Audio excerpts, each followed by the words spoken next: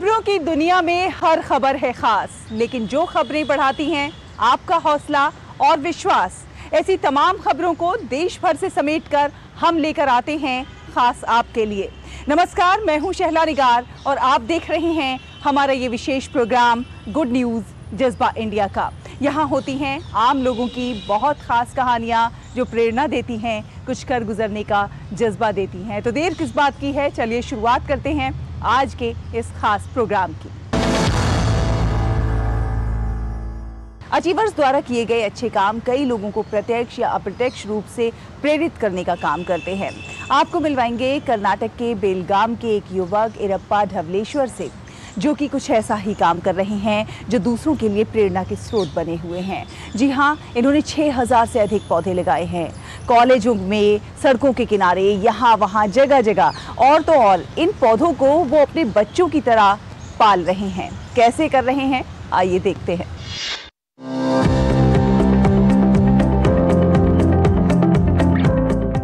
विशेषज्ञों का मानना है कि एक आदमी को आराम से सांस लेने के लिए कम से कम 7 पेड़ होने चाहिए, लेकिन आज 7 लोग बिना पेड़ के हैं। शहरीकरण से हरियाली कम हो रही है, कंक्रीट का जंगल बढ़ रहा है, लेकिन इस बीच वृक्ष प्रेमी जो स्वप्रेरित हैं और पौधों का पालन पोषण करते हैं, स्वाभाविक रूप से लोगों की प्रशंसा और मान्यता के पात्र हैं। ऐसे ही वृक्ष प्रेमियों में से एक हैं बेलगाम जिले के मुदालगी तालुक नानूर के एक युवक इरप्पा धवलेश्वर। उन्हें प्रेरणा मिली थिमक्का सालुमारदा से, जिन्हें अपने लगाए पेड़ बहुत पसंद थे और जिन्हें वो बच्चों की तरह सींचती थीं। पर्यावरण के प्रति अपने प्रेम के चलते इरप्पा 2014 में नागनूर चले गए और गांव में 6000 से अधिक पौधे लगाए। वो आज भी इन्हें पानी दे रहे हैं। उन्होंने कब्रिस्तानों, स्कूल परिसरों और सड़कों के किनारे पौधे लगाए और उनका पालन पोषण किया, और इस तरह उन्होंने हरित क्षेत्र को बढ़ाया। प्रकृति ने हमें बहुत कुछ दिया है, मैं भी इसमें योगदान देना चाहता था। थिमक्का के काम ने मुझे प्रेरित किया। मैं 2014 से अब तक 6000 से अधिक पौधे लगा चुका हूँ और उनका पालन पोषण कर रहा हूँ। यह संतुष्टिदायक है। मुदालगी कॉलेज के प्रिंसिपल चनुरा कुमार गनगेरा का कहना है कि उनके कॉलेज के पूर्व छात्र इरप्पा धवलेश्वर ने अपने कॉलेज परिसर में कई पौधे लगाए हैं और औषधीय पौधों के बगीचे में भी अपना योगदान दिया है। बस स्टेशन, स्कूल, कॉलेज, कब्रिस्तान, जहाँ भी जगह है, धवलेश्वर पौधे लगा रहे हैं और पानी दे रहे हैं। वह अच्छा काम कर रहे हैं। स्थानीय लोग भी इरप्पा के कामों की सराहना करते हैं। इरप्पा द्वारा लगाए गए कई पेड़ बड़े हो गए हैं और लोगों को छाया प्रदान कर रहे हैं। इरप्पा उन सभी लोगों के लिए एक आदर्श हैं जो स्वेच्छा से सामाजिक कार्यों में लगे हैं। यूं तो विश्व पर्यावरण दिवस पर बहुत से लोग पौधे लगाते हैं, लेकिन इरप्पा धवलेश्वर प्रतिदिन वन महोत्सव मनाते हैं। वो पौधे लगाते हैं, उन्हें सींचते हैं और उन्हें पालते पोसते भी हैं। यहाँ के लोग मानते हैं कि असली वृक्ष प्रेम यही है। इरप्पा नागनूर ही नहीं, आसपास के सभी गांवों में जाकर सरकारी स्कूलों, कब्रिस्तानों और सड़कों के किनारे पौधे लगा रहे हैं। वो दूसरों को भी पौधे लगाने के लिए प्रोत्साहित कर रहे हैं। वो हर 15 दिन में जाकर देखते हैं कि जो पौधा उन्होंने लगाया है वो अंकुरित हुआ है या सूख गया है।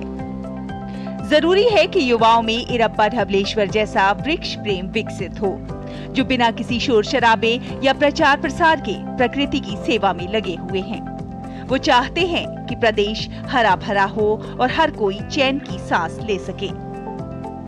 गुड न्यूज़ जज्बा इंडिया के लिए कर्नाटक के बेलगाम से ब्यूरो रिपोर्ट, डीडी न्यूज़। तो इरप्पा धवलेश्वर पर्यावरण प्रेमी हैं और लंबे समय से पर्यावरण के संरक्षण के लिए लगातार प्रयास कर रहे हैं और उनके ये प्रयास अब रंग लाते हुए भी नजर आ रहे हैं। अब आपको मिलवाएंगे एक पक्षी प्रेमी से। जी हाँ, हम जानते हैं कि बचपन में चींची चूचू करती हुई गौरैया हर तरफ दिखाई पड़ जाती थी, लेकिन अब ढूंढने से भी बमुश्किल ये चिड़िया नजर आती है। गौरैया के संरक्षण के लिए कई सारे लोग काम कर रहे हैं, प्रयास कर रहे हैं, और ऐसे ही एक पक्षी प्रेमी से आज हम आपको मिलवाने जा रहे हैं। ये हैं लखनऊ के रहने वाले चांद कुरैशी, जिन्होंने अपने खूबसूरत घर को गौरैया का बसेरा बना दिया है। जगह जगह गौरैया के झुंड यहाँ आपको देखने को मिल जाएंगे।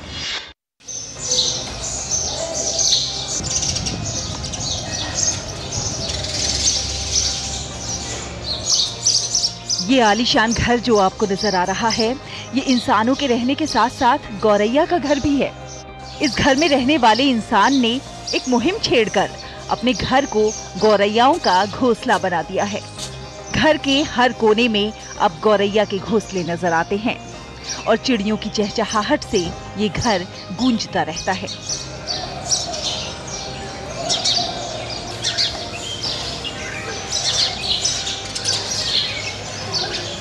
यहाँ हजारों गौरैयाओं का बसेरा है।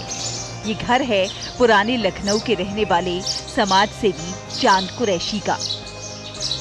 इस घर ने पूरे इलाके में गौरैया की संख्या में भी इजाफा किया है। जब बचपना था तब तो हम लोग देखते थे बहुत गौरैया रहती थी, तो जब से जो है ना हमने देखा गौरैया एकदम जो है ना विलुप्त होती चली जा रही हैं। तो जब विलुप्त हुई तो फिर हमने सोचा कि जो है इनका जो है ना पालन पोषण करा जाए। तो मैंने जब अपना जो है घर ये लिया, करीबन 15 साल हो रहे हैं घर को लिए हुए, तो मैंने जो है ना इसको पालन पोषण करने के लिए इनका इंतज़ाम करा। फिर मैंने दाना लगाना शुरू करा, पानी लगाना करा। तो 2-3 से ये शुरू होते होते ये आज जो है ना मेरे क्या कम से करने तो 10 हज़ार गौरैया हो चुकी हैं। चुन चुन करती आई चिड़िया, दाल का दाना लाई चिड़िया, मोर भी आया, कौवा भी आया, चूहा भी आया, बंदर भी आया। ये गीत तो आपने बचपन में जरूर सुना होगा। साथ ही साथ घर की दीवारों, छत और पेड़ों पर भी गौरैया की चहचहाहट खूब सुनी होगी। लेकिन ये आवाज धीमे धीमे गायब होती चली गई। अब तो कभी कभार ही ये चहचहाहट सुनाई देती है।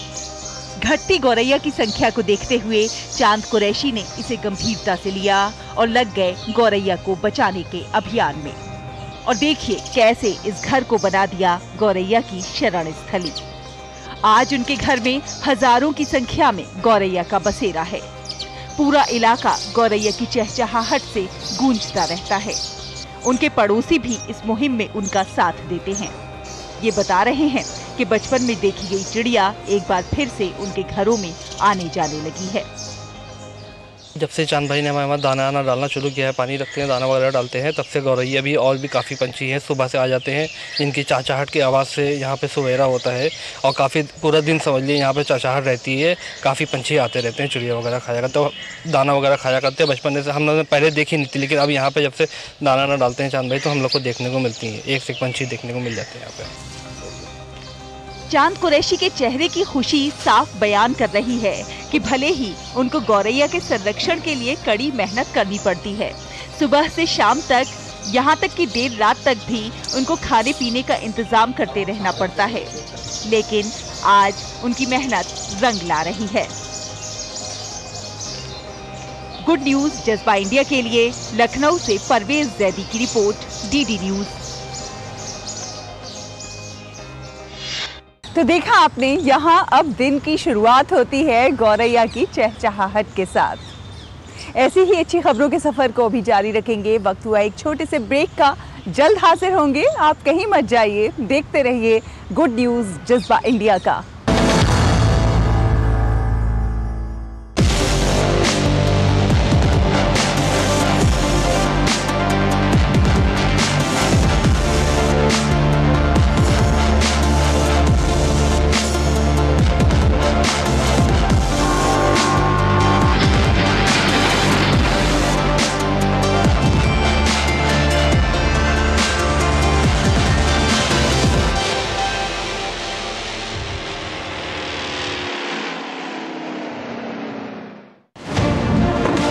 दुनिया की बिसात, शहमात का खेल, वैश्विक कूटनीति, सियासी तालमेल, उभरती नई विश्व व्यवस्था, पर्यावरण अर्थव्यवस्था, ग्लोबल वार्मिंग ही नहीं, ग्लोबल वार्निंग भी। जंग का जुनून हो या शांति की पहल, सभी वैश्विक हलचल, खबर जो करे खबरदार, देश देशांतर से जिसका सरोकार, बात दुनिया जहान की, खबर दुनिया की।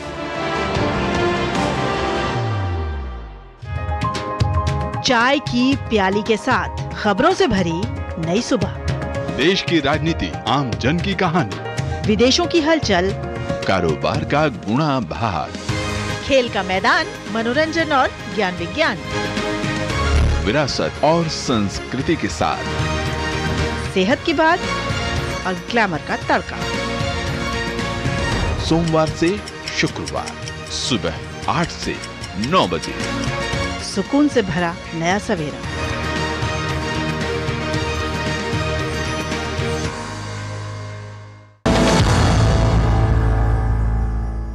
ब्रेक के बाद एक बार फिर आप सभी का बहुत बहुत स्वागत है।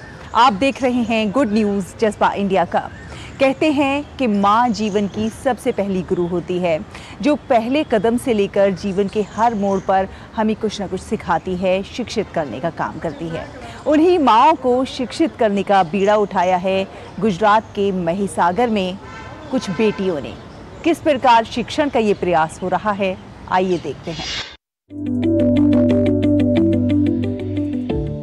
माँ, यह एक ऐसा शब्द है जिससे हर शिशु के जीवन का आरंभ होता है। माँ के बिना शिशु के विकास की कल्पना असंभव है। बच्चे की शिक्षा दीक्षा में भी माँ की भूमिका बहुत महत्वपूर्ण है। पर गुजरात के महिसागर जिले के बाबलिया प्राथमिक विद्यालय में इस रोल का रिवर्सल देखने को मिलता है। यहाँ बेटियां शिक्षक बनी हैं और शिष्य हैं उनकी माताएं। यहाँ बीड़ा उठाया है इन बच्चियों ने अपनी माताओं को शिक्षित बनाने का। हमें खुशी है हमारी माताएं लिखना पढ़ना सीख रही हैं, वो भी सीखकर बहुत खुश हैं। रोजाना की जिंदगी में भी कई बदलाव आए हैं, ये कामयाबी की शुरुआत है।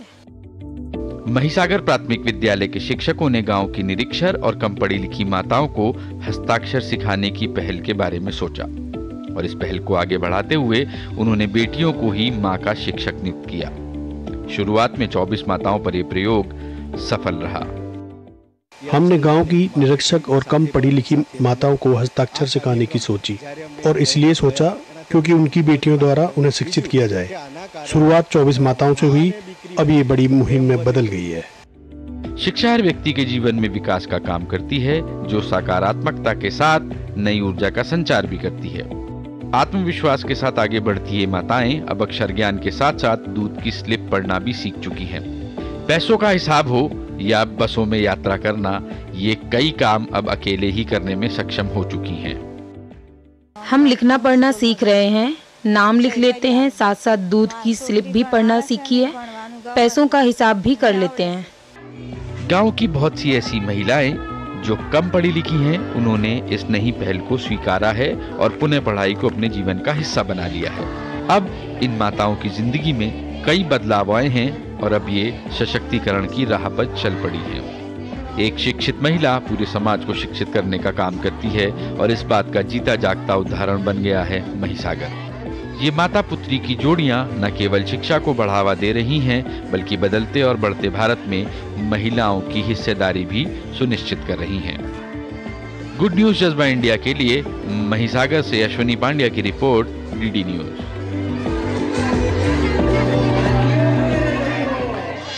तो देखा आपने, महिलाएं शिक्षित हो रही हैं, समर्थ हो रही हैं, आत्मनिर्भर हो रही हैं, आत्मनिर्भरता से सशक्तिकरण की एक नई दास्तान लिख रही हैं। आपको दिखाएंगे कि किस प्रकार पुरुषों के वर्चस्व वाले कामों में भी महिलाएं अब हाथ आजमा रही हैं और अपनी आर्थिक स्थिति को बेहतर बना रही हैं।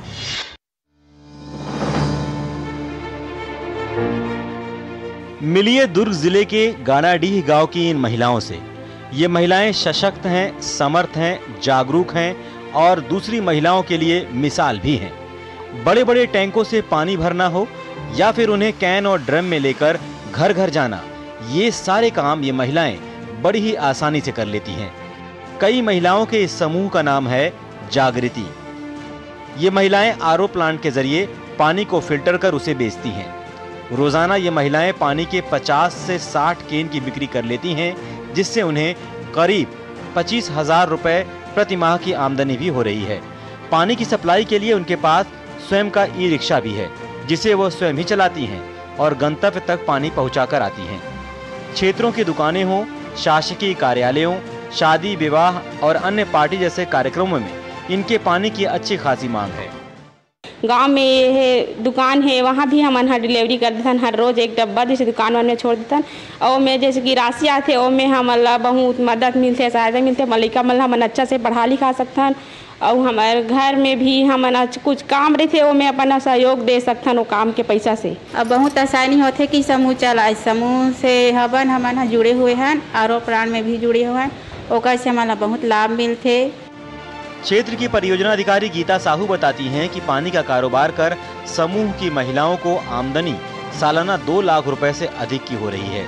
एक खेचरी यूनिट है और एक मुर्गी फार्म है और पानी का, तो इसमें महिलाएं उत्सुक होकर कार्य कर रही है और उनको अच्छे खासा आमदनी प्राप्त हो रही है। महिलाओं का मानना है कि यह एहसास ही काफी सुखद है कि अब उन्हें छोटी छोटी चीजों के लिए घर के पुरुषों पर निर्भर नहीं रहना पड़ता। आज ये महिलाएं इलाके में सभी के लिए एक मिसाल बन रही हैं। गुड न्यूज जज्बा इंडिया के लिए छत्तीसगढ़ से ब्यूरो रिपोर्ट, डीडी न्यूज। यहाँ रुकेंगे एक और छोटे से ब्रेक के लिए। ब्रेक के उस पार अच्छी खबरों का ये सफर अभी जारी रहेगा। आप देखते रहिए गुड न्यूज जज्बा इंडिया का।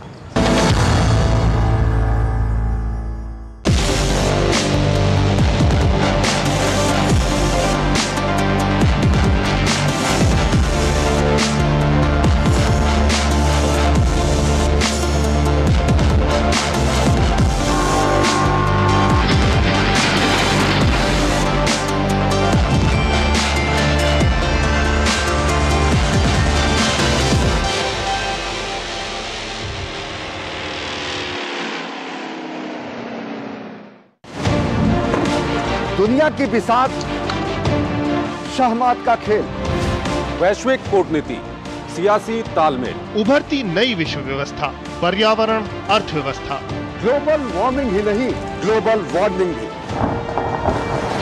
जंग का जुनून हो या शांति की पहल, सभी वैश्विक हलचल, खबर जो करे खबरदार, देश देशांतर से जिसका सरोकार, बात दुनिया जहान की, खबर दुनिया की। फोटो देख रहे हैं, मैं वो अशोक खिलवा कोई फैक्ट चेक करना चाहता है कि राज्य मुसलमान आज गर्मियों सवाल है। आसान नहीं होता सच के लिए लड़ना। जिसकी आवाज कोई नहीं बनेगा, उसकी आवाज हम बने। जो डर जाते हैं वो झूठ से कहां टकराते हैं। जो गरीब के स्कूल में, गरीब के स्वास्थ्य के लिए खर्च होना चाहिए, वो लूट कर इन्होंने अमीर ठेकेदारों को दे दिया। सच को जानना हो तो झूठ पर करना होता है प्रहार, हर बार बार बार। मैंने आपसे पूछा, आपने ठीक है नहीं कहा ना आपने। और कोई मुद्दा नहीं है तो सोनिया गांधी की गुडबुक में मैं अपना नाम गोल्डन अक्षरों में कैसे दाखिल करूं? इसलिए न फेक न्यूज न झूठ, हमेशा सच के साथ 2-2। देखिए मेरे साथ 2-2 सोमवार से शुक्रवार रात 9 बजे सिर्फ डीडी न्यूज पर।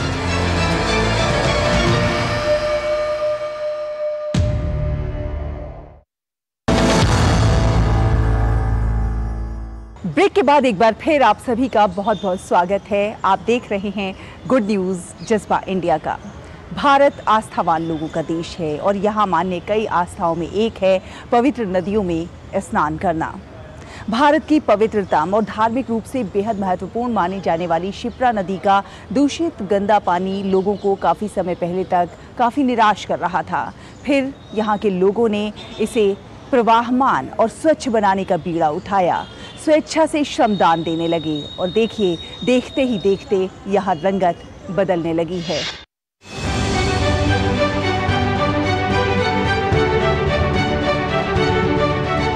उज्जैन में शिप्रा संरक्षण अभियान के तहत शिप्रा नदी को प्रवाहमान बनाने के लिए शिप्रा नदी की सहायक 22 नदियों का गहरीकरण किया जा रहा है। इन नदियों के गहरीकरण के लिए उज्जैन शहर और आसपास के ग्रामीण, किसान, समाजसेवी संस्थाएं और स्कूल के बच्चे भी श्रमदान कर अपना सहयोग दे रहे हैं। उज्जैन में बीते 2 वर्षों से जन सहभागिता से ये महाअभियान चलाया जा रहा है और इसका सुखद परिणाम अब हमारे सामने है। शिप्रा नदी की मुख्य सहायक नदी आज पानी से भरी हुई दिखाई दे रही है और आंशिक प्रवाहमान भी है। शिप्रा फिर से प्रवाहमान हो, इसके लिए उसकी सहायक नदियों को पुनर्जीवित करने का अभियान विगत 2 वर्षों चलाया जा रहा है। अभी हम जिस स्थान पर खड़े हुए हैं ये माँ चंद्रभागा नदी है, जो शिप्रा की सहायक नदी है, जिस पर विगत 2 सालों से यहाँ काम किया गया जन सहयोग से आसपास के किसानों को लेकर, और इसके बहुत ही सुखद परिणाम हमारे सामने हैं। शिप्रा नदी को सतत प्रवाहमान बनाने के लिए इसमें मिलने वाली 22 सहायक नदियों को चिन्हित किया गया है। इनका गहरीकरण किया जा रहा है। पानी को रोकने के लिए छोटे छोटे स्टॉप, डैम और अन्य जल संरचनाएं और पौधारोपण जैसे उपाय किए जा रहे हैं। पंडित अटल बिहारी वाजपेयी पूर्व प्रधानमंत्री, उन्होंने सारी नदियों को जोड़ने का जो अति महत्वाकांक्षी उनकी जो योजना थी, उस योजना के आधार पे ही शिप्रा के पुनः प्रवाहमान बनाने का जो ये कार्यक्रम है चलाया गया। पिछले 2 वर्षों से इस कार्यक्रम को चलाया जा रहा है शिप्रा संवर्धन एवं संरक्षण अभियान के तहत। शिप्रा मोक्षदायिनी है। यहाँ पर हर वर्ष सिंहस्थ का आयोजन होता है। महाकाल मंदिर और महाकाल लोक के कारण हजारों लाखों श्रद्धालु नियमित रूप से यहाँ आते हैं। उनको साफ और स्वच्छ पानी मिले और शिप्रा फिर से प्रवाहमान हो, इसके लिए उसकी सहायक नदियों को पुनर्जीवित करना बहुत जरूरी है। अगर ये अभियान इसी तरह चलता रहा तो आने वाले 4-5 साल में शिप्रा पानी से लबालब भरी होगी। निश्चित रूप से कोई एक व्यक्ति या कोई एक संस्था ये काम नहीं कर सकती। इसके लिए बड़ी संख्या में जन भागीदारी देखने को मिली है और इस जन भागीदारी ने इसे एक अभियान का रूप दे दिया है। इस अभियान से आसपास रहने वाले सभी लोग जुड़े हैं। हजारों की संख्या में किसान जिनके खेत हैं, उन्होंने सहयोग किया है। शहरी क्षेत्र की स्वयंसेवी संस्थाओं ने सहयोग किया और सबके सामूहिक प्रयासों का नतीजा सकारात्मक सामने आ रहा है। ये जल संरक्षण का एक आदर्श उदाहरण है जो आज हम सबके सामने है।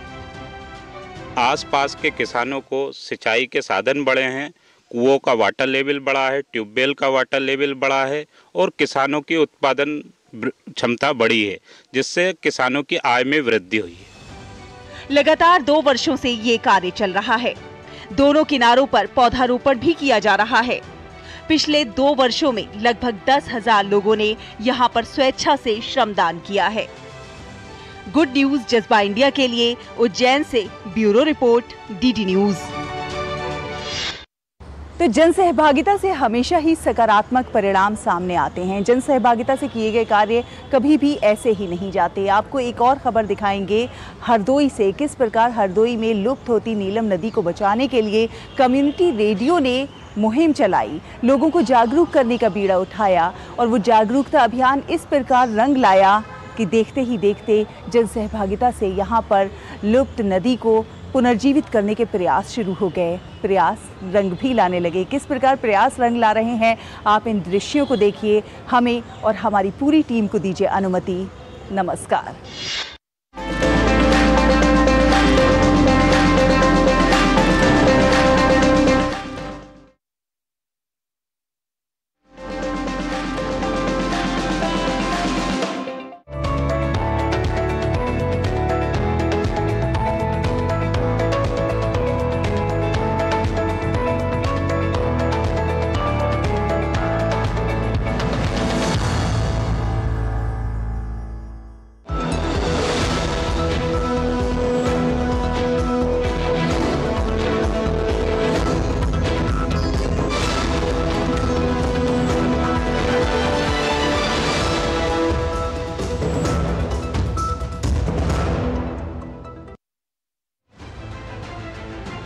दुनिया की सबसे तेज रफ्तार और 5वीं सबसे बड़ी